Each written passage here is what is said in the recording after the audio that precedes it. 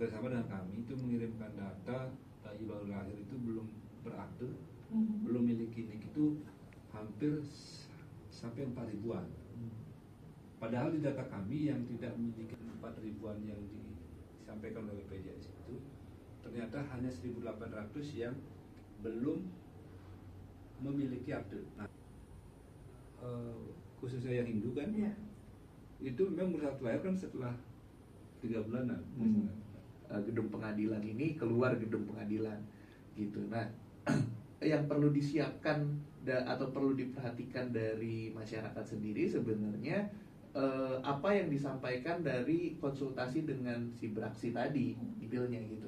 Nah, apa masalahnya di sana diberikan seperti jalan keluar lah. Dangnya sendiri sebenarnya akan berjalan seperti biasa aja gitu. Nanti masyarakat dipermudah justru gitu.